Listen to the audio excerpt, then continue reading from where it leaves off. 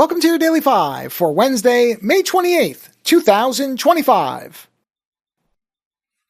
I made the classic mistake, at least at first, that I think a lot of people make now when they look at a headline on any type of news site. I was skimming through one of the many tech blogs that I go through, and I saw an item saying that OnePlus was replacing the alert slider, which has apparently been on those phones for over a decade now, with an AI-powered plus key. And at first, I kind of rolled my eyes at it and went, okay, yep, another one joining the crowd. But then I thought, well, let me read this, because I wanted to actually, have an informed opinion on something as opposed to just looking at a headline.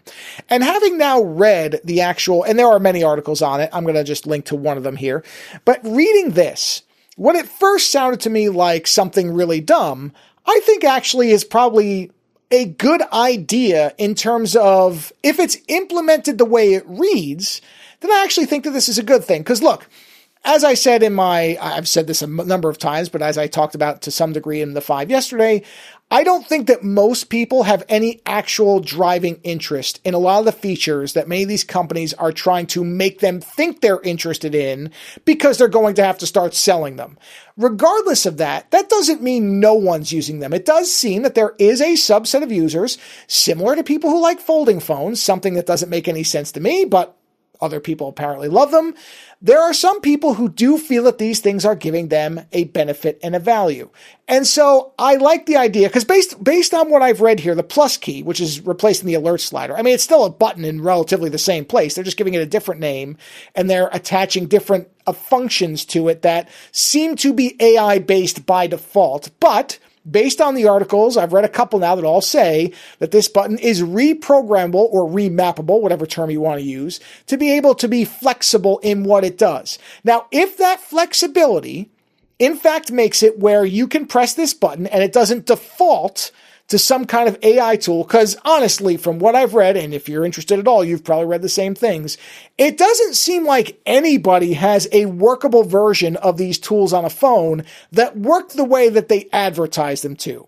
So as long as you can bypass that until such time that the company figures out whatever they need to figure out, or a function is added that you want, then I don't see any problem with this. Just because the alert slider had been there for a while, from what I've read, this will still do what the alert slider did. If that's true, then there's no real problem here and people should calm down, because you immediately saw a wave of people saying more AI junk being, forced onto me. And I don't know that that's really true.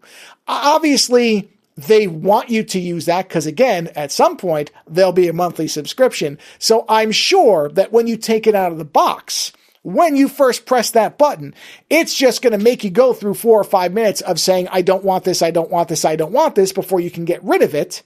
And if that's the case, while annoying, it's fine with me. Because again, there are people who do see a benefit in these tools. I don't think there's as many of them as these companies desperately hope there are, or hope they can sell it to, but I do think those people exist, and I don't think that my disinterest in these tools should equal them not having the ability to have it on a new phone, if that's what they want. As long as I can actively get rid of it, they should be able to actively have access to it. And so if it is in fact a remappable button, then I don't think there's anything wrong with this, because what it really is a choice. It is a choice that is offered to the person who purchases the phone.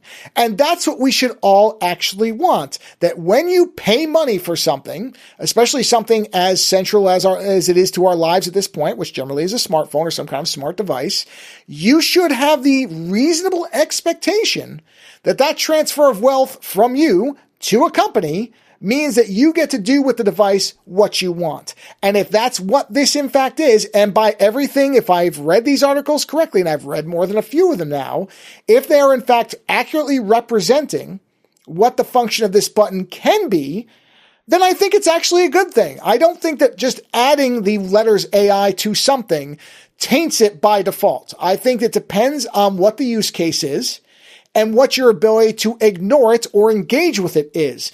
It's nice to have the option to use something on the off chance you're the person who actually wants to use it. It's equally good to be able to say, no, I don't want this, and just completely ignore it if you're not interested in it. Again, the key word here is, if there's choice involved, that's what we all should want, and I'm not going to be upset about it. Later.